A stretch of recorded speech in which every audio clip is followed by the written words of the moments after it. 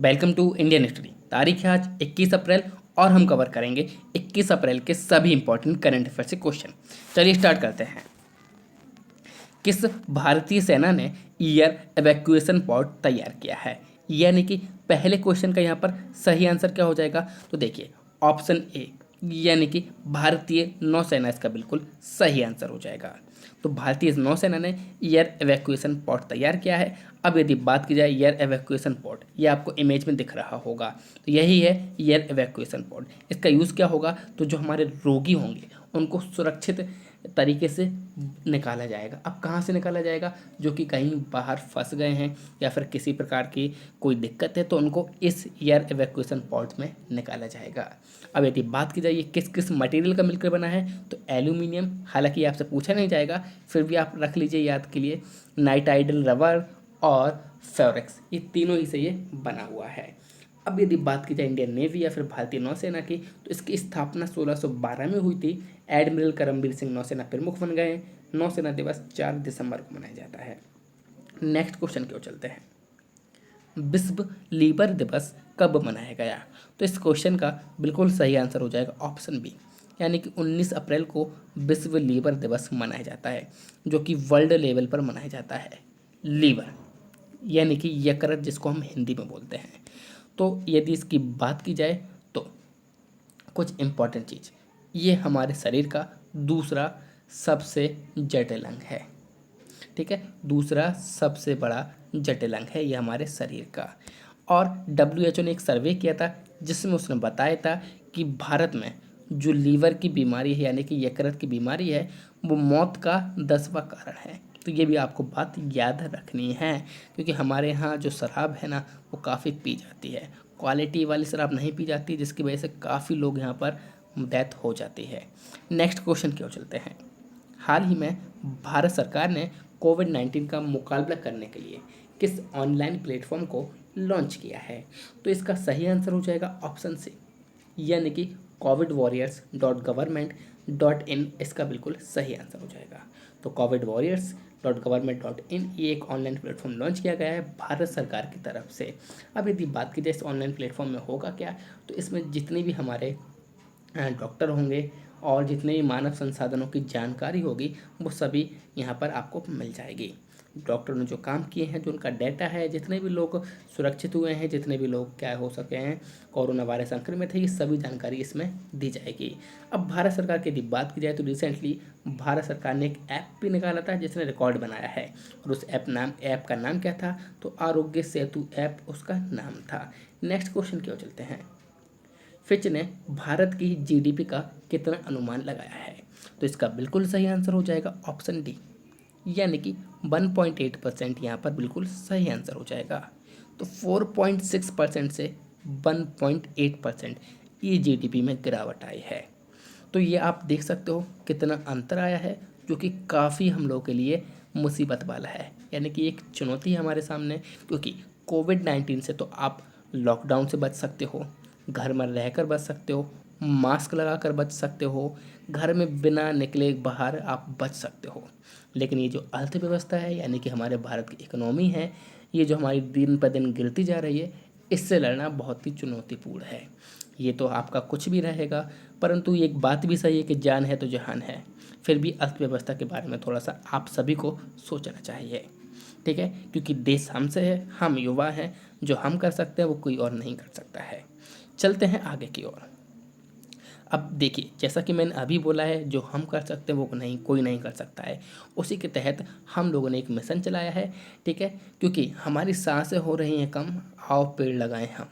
यानी कि आप जानते होंगे कि गर्मियों का टेम्परेचर, यानी कि आप लोग देख रहे होंगे दिन पर दिन टेम्परेचर हमारे पृथ्वी का बढ़ता जा रहा है। किस वजह से? क्योंकि हम लोग पेड़ की कटाई करते जा रहे हैं, पेड़ है नहीं, फिर भी हम लोग मान नहीं रहे हैं। तो हमारे जलवायु परिवर्तन जो हो रहा है उसको बचाइए, प्लीज़ एक एक पेड़ सभी लोग लगाइए, ठीक है। और हम लोगों का टारगेट क्या है? तो 100 करोड़ वृक्ष की हम लोग क्या करेंगे? स्थापना करेंगे। तो आप सभी से आग्रह करना चाहता हूँ, एक पेड़ आप लोग ज़रूर लगाएं। ओके, एक वर्ष एक पेड़, एक वर्ष फिर एक पेड़, फिर एक वर्ष फिर एक पेड़, कुछ नहीं होगा, आपको आराम से पता ही चलेगा कितने वृक्ष आप लगा सके हो। चलिए चलते हैं आगे की क्वेश्चन की ओर। हाल ही में किसने कोविड FYI लॉन्च किया है। तो इसका बिल्कुल सही आंसर हो जाएगा ऑप्शन बी, यानी कि सिमरन सोनी इसका बिल्कुल सही आंसर हो जाएगा। अब बात आई है कोविड FYI, ये है क्या? तो ये एक प्लेटफॉर्म बोल सकते हो आप, एक प्लेटफॉर्म है जो कि एक स्टूडेंट द्वारा बनाया गया है। स्टूडेंट किसका? तो भारतीय प्रबंधन संस्थान का स्टूडेंट है जिसका नाम है सिमरन सोनी, और इनके सहपाठी भी हैं। उन दोनों उन्हीं उन्हीं सभी ने मिलकर के बनाया ये कोविड FY1 लॉन्च किया है। ये एक वन स्टॉप डिजिटल डायरेक्टरी है।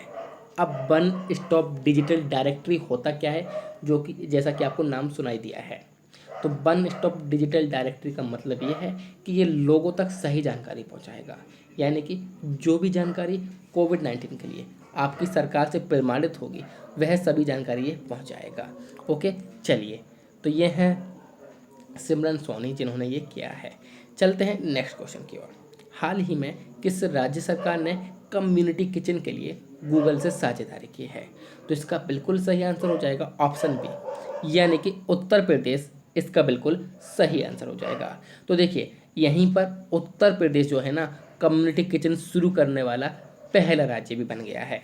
इंपॉर्टेंट क्वेश्चन है, कम्युनिटी किचन शुरू करने वाला उत्तर प्रदेश पहला राज्य बन गया है।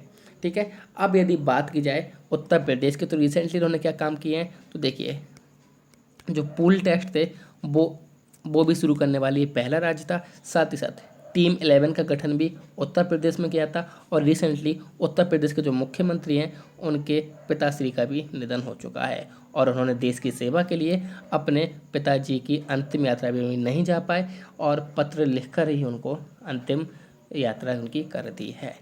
तो ये भी हमारे लिए एक बहुत बड़ी बात होती है कि अपने पिताजी की अंतिम यात्रा में नहीं जा पाना और देश के लिए सेवा करना। फिलहाल बात करते हैं हम लोग गूगल की, क्योंकि गूगल से इन्होंने साझेदारी की है। तो गूगल की स्थापना 4 सितंबर 1998 में हुई थी। मुख्यालय इसका अमेरिका में है। लैरी पेज सर्गीवन इसके संस्थापक हैं और CEO सुंदर पिचाई हैं। अब बात करेंगे उत्तर प्रदेश की। तो उत्तर प्रदेश ये रहा मैप में, जिसकी राजधानी लखनऊ, मुख्यमंत्री योगी आदित्यनाथ, आनंदीबेन पटेल राज्यपाल, DY चंद्रचूड़ मुख्य न्यायाधीश, राज्यसभा की सीट 31 और लोकसभा की सीट 30। और उत्तर प्रदेश में ही हमारा दुधवा नेशनल पार्क है, जो कि आपको याद रखना है। उत्तर प्रदेश में ही हमारी गंगा नदी बहती है। उत्तर प्रदेश में ही यमुना नदी बहती है। उत्तर प्रदेश में ही हमारे आगरा का ताजमहल है। उत्तर प्रदेश में ही हमारा वाराणसी सबसे पुराना शहर है भारत का। और यदि बात की जाए तो उत्तर प्रदेश में अयोध्या है, जिसे राम मंदिर के लिए जाना जाता है।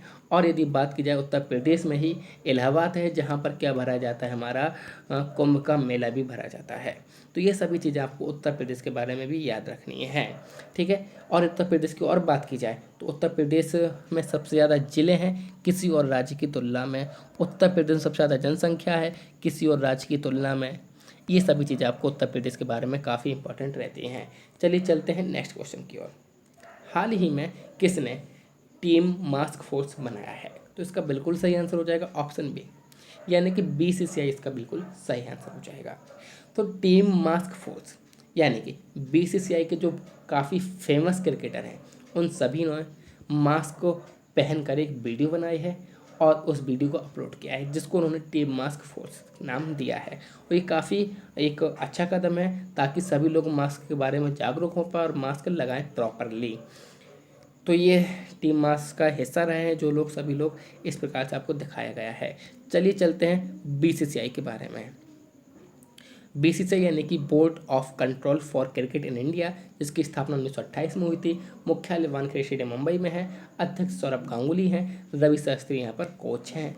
नेक्स्ट क्वेश्चन, हाल ही में ऑस्कर विजेता एनिमेटर जीन डेज का निधन हो गया है। वह किस देश से संबंधित थे? तो ऑप्शन सी, यानी कि अमेरिका यहाँ पर बिल्कुल सही आंसर हो जाएगा।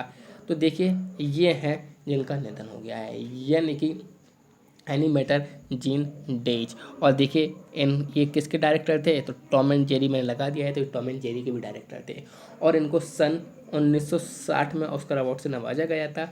इनकी फिल्म थी मुनरो, उसके लिए। ओके, चलिए चलते हैं आगे जानने के बारे में, यानी कि USA, वॉशिंगटन DC राजधानी, राष्ट्रपति डोनाल्ड ट्रंप, संयुक्त राज्य अमेरिका डॉलर यहाँ की मुद्रा। नेक्स्ट क्वेश्चन, कोरोना मुक्त होने वाला पहला राज्य बना। Important question. तो इसका सही आंसर हो जाएगा ऑप्शन ए, यानी कि गोवा इसका बिल्कुल सही आंसर हो जाएगा। तो देखिए गोवा और मणिपुर ये ऐसे दो राज्य हो गए हैं जो कोरोना मुक्त हो गए हैं। लेकिन यदि पूछा जाए पहला राज्य कौन सा है तो गोवा। गोवा में 7 क्या थे केस थे और 7 के साथ क्या हो गए हैं सही हो गए हैं। इसी कारण कोरोना मुक्त राज्य बन गया है पहला कौन सा गोवा। यदि दूसरी बात करें तो दूसरा आपका हो जाएगा मणिपुर। तो ये बात आपको याद रखनी है। ओके, अब यदि बात की जाए गोवा की तो इसकी राजधानी क्या है पणजी है। प्रमोद सावंत मुख्यमंत्री हैं, सत्यपाल मलिक राज्यपाल, राज्यसभा की सीट 1, लोकसभा की सीट 2। नेक्स्ट क्वेश्चन, हाल ही में किसने कोविड-19 के रोगियों के लिए समृद्ध बिस्कुट का उत्पादन शुरू किया है। देखिए पहले तो हम समृद्ध बिस्कुट की बात करते हैं तो ये जो है प्रोटीन से भरपूर होते हैं। एक साधारण जो बिस्किट होता है उसमें 8% से 9% के बीच प्रोटीन होता है, परंतु इसमें 14% तक प्रोटीन होता है। और ये किसके द्वारा बनाए जा रहे हैं तो ये बनाए जा रहे हैं CSIR यानी कि council of scientific and industrial research के द्वारा ये बनाए जा रहे हैं। अब यदि बात की जाए CSIR की तो इसकी स्थापना 26 सितंबर 1942 में हुई थी। मुख्यालय इसका नई दिल्ली में है। अध्यक्ष इसके अर्कोट रामास्वामी मुदलियार हैं। देखिए ये रहे हमारे कमेंट्स ऑफ द डे, जैसा कि डेली सविता सहानी और मुकेश अग्निहोत्री। वेरी गुड, आप लोग डेली देते हैं, मुझे खुद अच्छा लगता है कि आप लोग डेली आंसर देते हैं। Very good. और आप लोग देखना जितने भी लोग वीडियो देखते हैं ना उससे पहले आप लोगों को सक्सेस मिल जाएगी, क्योंकि जो लोग प्रॉपरली और शेड्यूल वाइज चलते हैं ना वो ज़्यादा सक्सेस होता है अपनी लाइफ में। फिलहाल चलते हैं हमारे कल के प्रश्न की ओर। ड्यूटी पर रहते हुए बीमारी का शिकार हो जाने पर डाक कर्मचारियों को कितना मुआवजा दिया जाएगा।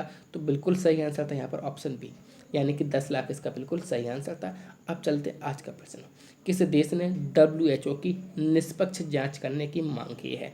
तो इसका सही आंसर आपको कमेंट बॉक्स में देना है। साथ ही साथ वीडियो आपको पसंद आई है तो प्लीज़ लाइक करिए, शेयर करिए, सब्सक्राइब करिए इंडियन स्टडी के हिंदी यूट्यूब चैनल को। Thank you all of you. जय हिंद, जय भारत।